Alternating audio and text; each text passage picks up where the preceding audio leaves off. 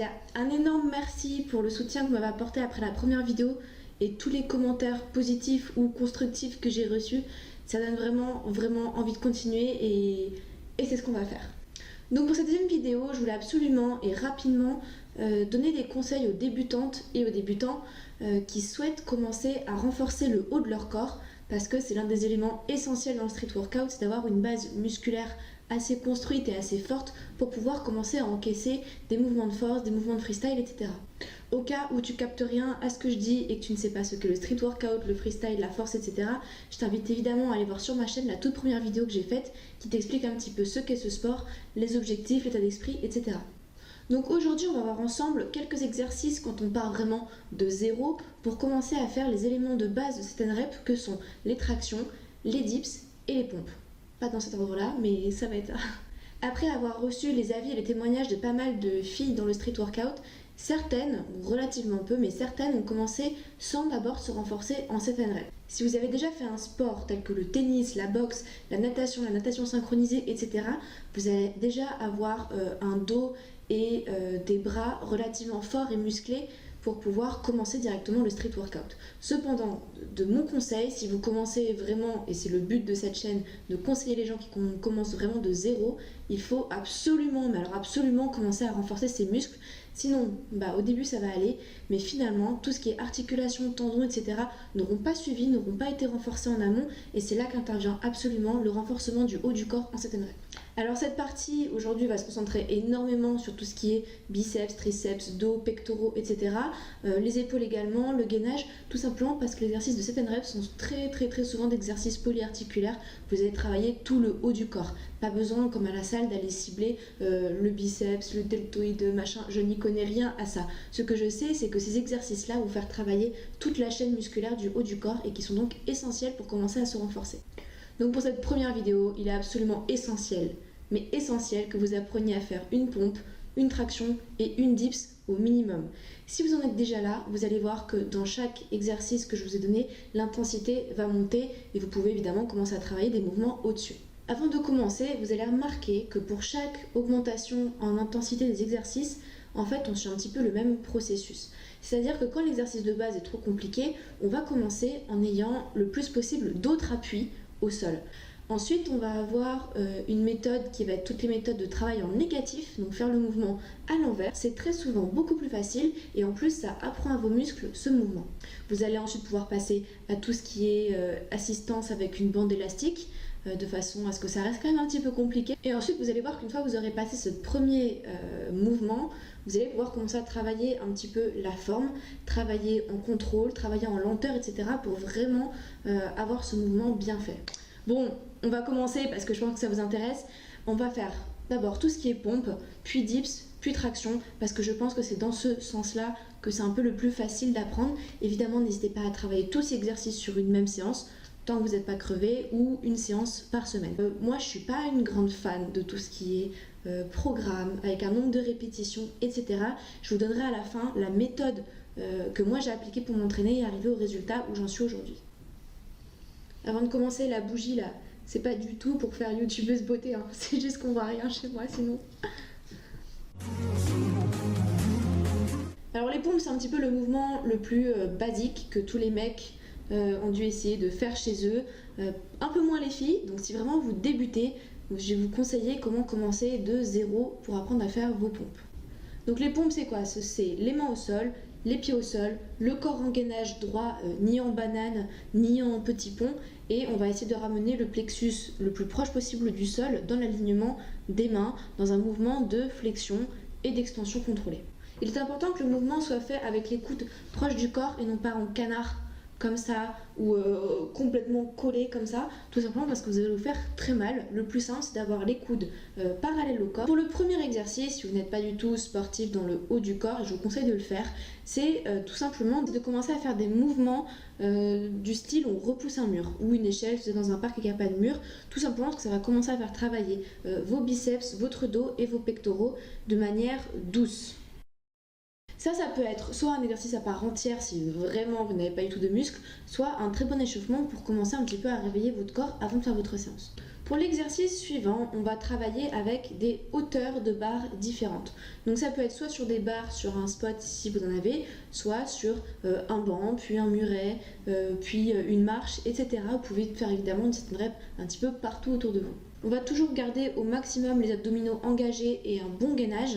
C'est la seule chose sur laquelle il faut vraiment se concentrer quand on fait ce mouvement. On commence par un support le plus haut possible et puis on descend au fur et à mesure. Vous allez voir que plus on diminue la hauteur du support, plus le mouvement devient compliqué. Vous voyez que déjà avec cet exercice, on se rapproche de plus en plus de la position finale qui est main sur le sol, sauf que généralement à partir de environ 30-40 cm du sol, on peut avoir là un petit blocage et ne pas réussir au sol. Donc là pareil, on allège tout ce qui est le poids du corps en mettant cette fois-ci les genoux à terre. On continue de garder le gainage très engagé, ce qui est vraiment très important. Lorsque vous avez atteint ce niveau et qu'il est facile de faire 10 pompes sur les genoux, vous pouvez commencer à travailler avec les mains et les pieds au sol. Les premières risquent d'être très compliquées, mais là on ne vise pas le nombre de pompes, on vise déjà la réalisation du mouvement. Une fois que vous avez passé la première pompe, passez-en 2, puis 3. Une fois que vous avez réussi vos 3 pompes, je vous conseille, comme tous les exercices que je vais vous conseiller par la suite, de travailler en pyramide. C'est-à-dire que vous faites d'abord une pompe, un mini-repos, 2 pompes, un mini-repos, 3 pompes, un mini-repos, et puis vous redescendez. 2 pompes, une pompe, etc. Et le but, évidemment, au fur et à mesure de vos entraînements, ça va être de monter cette pyramide la plus haute possible. Lorsque vous arrivez jusqu'à 10 pompes, vous pouvez passer à un exercice un tout petit peu plus compliqué, où là, on va surélever les jambes. Pour ça, vous pouvez faire appel à n'importe quel support un petit peu en hauteur, vous surélevez les jambes et vous effectuez les mouvements de pompe. Là, on va travailler de façon un peu plus intense et on va travailler également tout ce qui est les épaules. Une fois que vous vous sentez à l'aise avec vos pompes et que vous voulez augmenter votre force physique et votre performance, vous pouvez commencer à vous lester. Donc généralement, ça va être des poids qu'on va mettre sur le dos ou pour les pompes, ce qui est encore le plus simple, c'est d'avoir un sac à dos que vous pouvez lester soit avec des poids, soit avec des bouteilles d'eau, soit avec du sable, enfin ce que vous avez quoi. Attention quand on leste le dos à ne pas cambrer et à vraiment offrir une résistance au poids que vous avez sur le dos. Il existe ensuite des tas de variantes que vous pouvez travailler avec la même méthode que celle que je vous ai donnée avant, c'est-à-dire commencer sur des espaces surélevés pour descendre de plus en plus au sol, donc comme par exemple les pompes à une main. Vous pouvez travailler différents muscles du corps tout simplement en variant la prise au niveau des mains. Vous pouvez faire tout ce qui est pompe serrée, pompe large, pompe en ce qu'on appelle diamant. Il en existe une quantité infinie. Vous pouvez faire tout ce qui est pompe sautée, c'est-à-dire que vous prenez un élan à chaque fois que vous êtes en extension. Voilà, je vais vous mettre quelques petites images de ce qu'est le pompe freestyle. Vous pouvez voir que vous avez énormément de possibilités.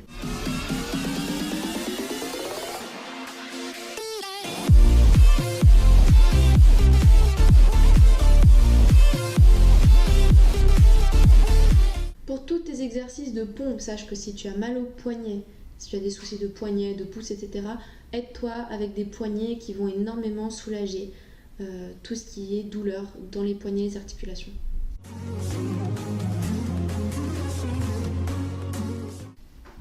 Passons maintenant à la dips. La dips est un mouvement qui va principalement travailler les triceps, mais également aussi le gainage, les pectoraux et l'avant des épaules.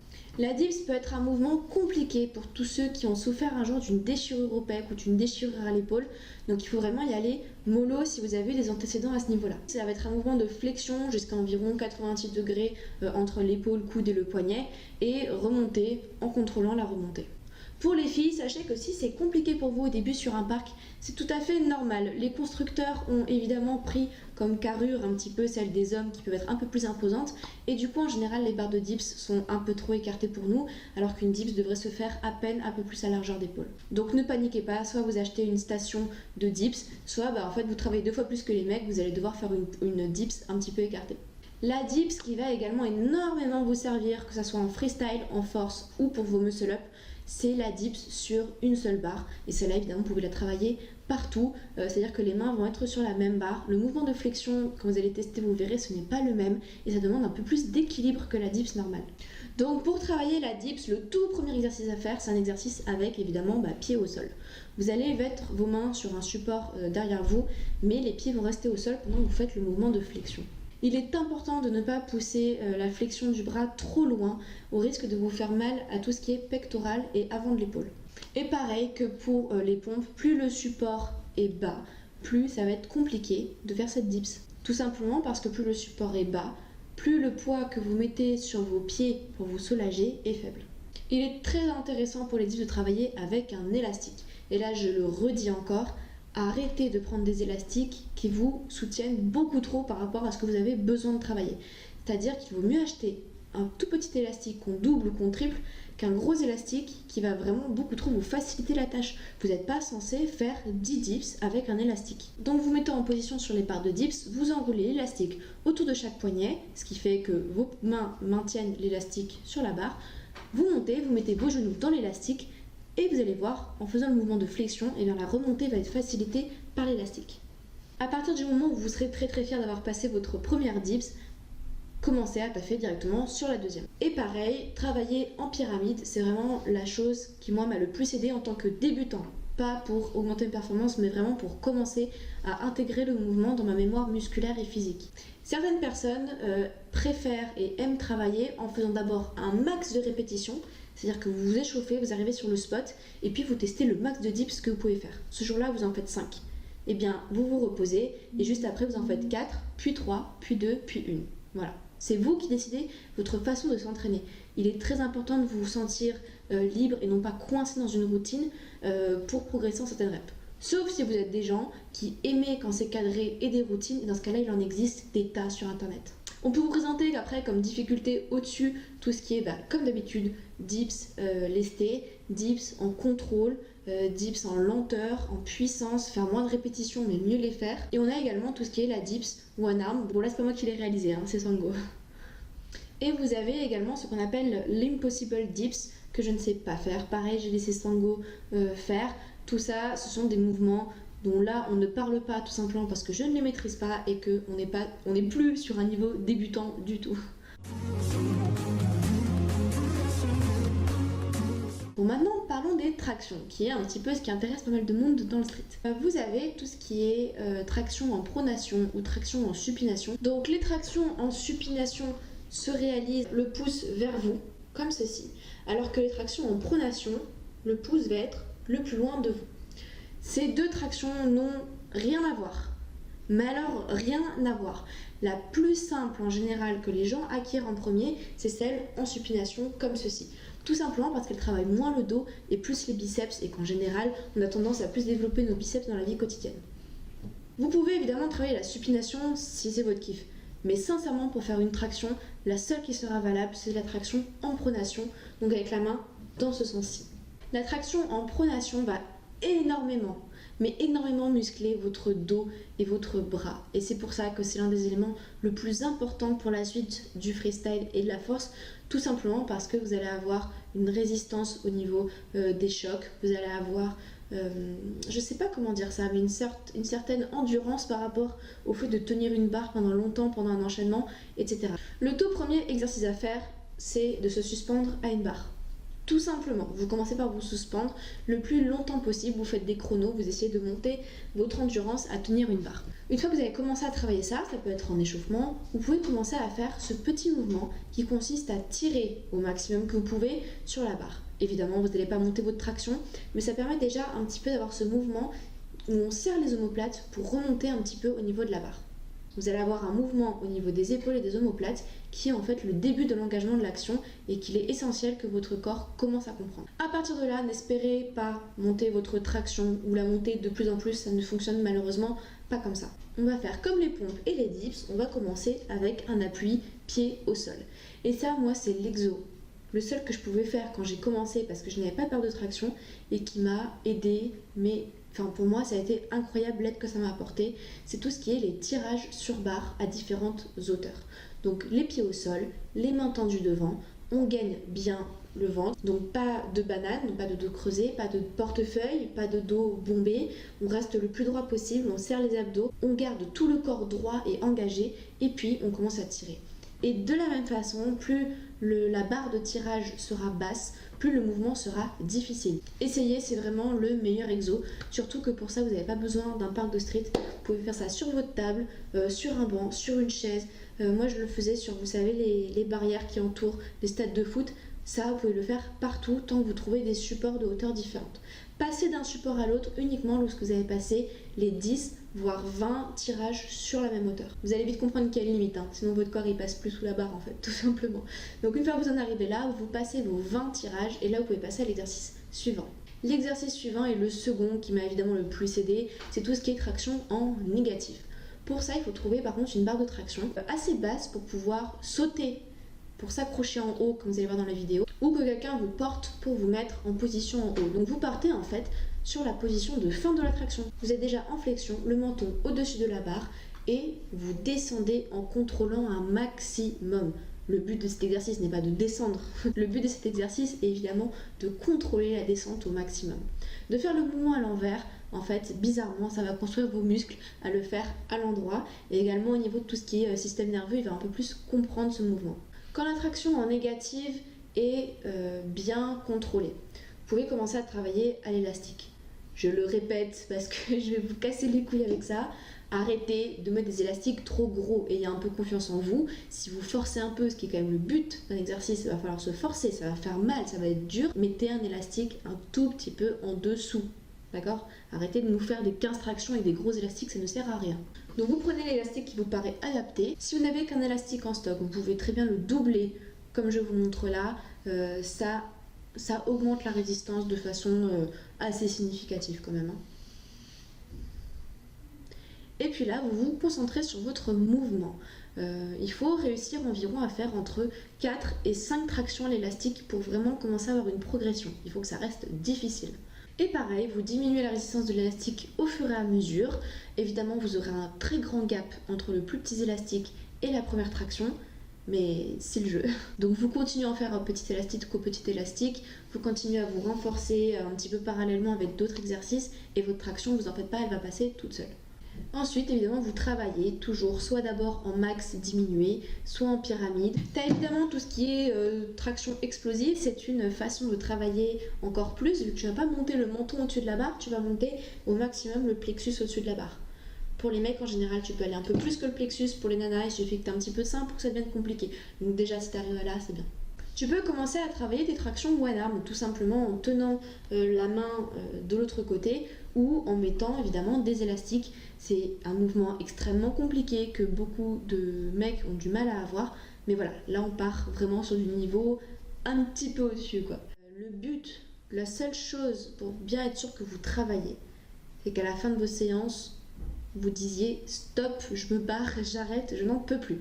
Le but, c'est vraiment pas de partir en mode tiens, il me reste un peu de jus et si j'allais faire un tour de vélo. Non, ça c'est mort. Il faut que vous sortiez de votre séance, vous soyez éclaté. Et il faut que le lendemain, vous ayez mal au dos, mal au bras, voire mal aux mains pour les premières fois, vu que évidemment la barre, ça fait un petit peu mal.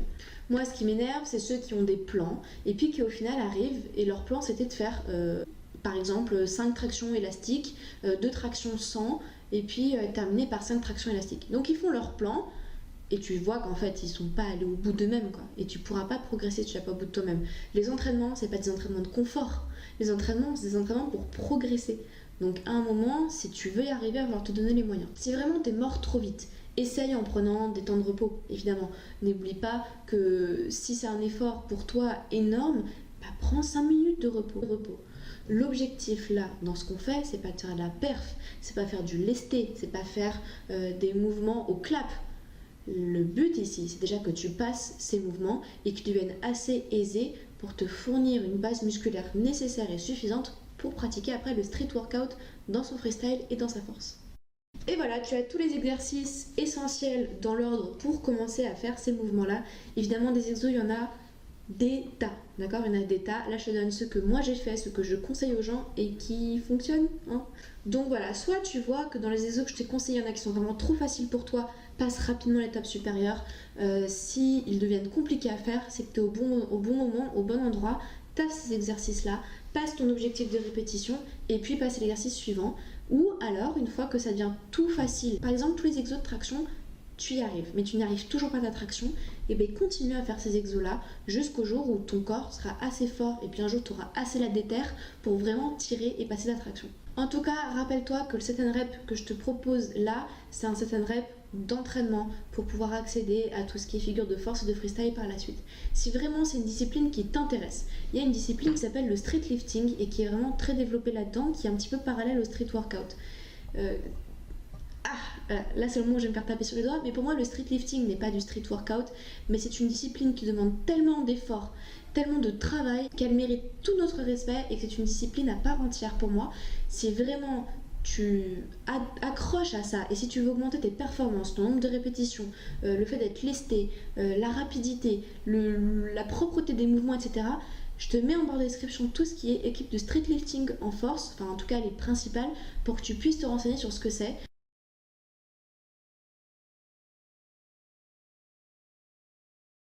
Donc tu l'as remarqué, je t'ai donné des exercices, pas des routines, pas un nombre de répétitions, pas un nombre de temps de repos. Parce que tout ça, ça existe déjà partout et que franchement, il y a peu de gens qui arrivent à tenir un programme de ce style-là. Les exos je te donne, je te dis à peu près, il faut que tu arrives à 10 répétitions de cet exo de manière facile pour commencer à passer l'exo suivant. Et je te conseille de te reposer selon tes besoins, selon tes envies. Si tu sens qu'au bout de 30 secondes tu peux enchaîner, bah enchaîne. Si tu sens qu'il te faut une minute, prends une minute. Tout simplement parce que si tu te forces, tu vas plus prendre du plaisir. Mais d'un autre côté, si tu te prends des 5 minutes de repos, bah t'auras pas de travail.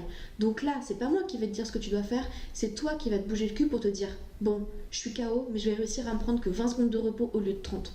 C'est moi qui vais me dire écoute, là je ne passe que 3 tractions avec cet élastique, mais vas-y, on va passer à un élastique qui me soutient un peu moins. Même si j'en fais qu'une, ben, je vais travailler là-dessus. Il n'y a que toi qui peux décider de à quel moment tu veux te dépasser. C'est pas un coach, c'est pas un programme, etc. Alors bien sûr, la construction musculaire, elle compte. Bien sûr, les temps de repos, ça compte, tout ça. Mais si dans la tête, ça suit pas, t'arriveras jamais à rien. Je te conseille de faire tes séances de set and rep environ 1 à 2 fois par semaine selon la difficulté que tu as à récupérer. Quelqu'un de 16 ans récupérera un petit peu plus rapidement que quelqu'un de 30 ans. Donc c'est toi qui vois comment tu organises tes séances, tant que ça ne te pénalise pas sur ton temps d'études, sur ton temps de travail, sur ta santé, etc. Fais autant de séances que tu veux. Il y a un moment, faut avoir un petit peu de bon sens, c'est-à-dire qu'un programme, tu peux pas l'adapter à chaque personne si tu ne l'as pas en face de toi. Tu ne peux pas dire que la vie des gens est plate et qu'ils sont tout le temps en forme. Non, t'as des hauts, des bas, etc. Donc peut-être pendant 2 semaines, tu ne voudras pas t'entraîner. Et puis après, la semaine d'après, tu vas te faire 4 entraînements dans la semaine. C'est que toi qui décides de ta motivation et personne d'autre. Donc motive-toi, fais tes exos, progresse, parle avec les gens, demande des conseils, filme-toi pour vérifier que tu exécutes bien les mouvements. Va continuer à glaner des informations à droite à gauche, mais en tout cas si tu veux commencer et que tu pars de zéro, je te conseille vraiment de faire les exercices que je t'ai donnés. Sur ce, je vous retrouve très vite avec la vidéo témoignage d'un petit peu toutes ou presque les filles du street workout en France. Ça va être une vidéo un peu longue, mais elle sera hyper intéressante, vous aurez les parcours de chacune et tout. D'ici là, entraînez-vous, donnez-vous à fond, suez, transpirez, souffrez, récupérez, mais surtout prenez du plaisir. Ciao.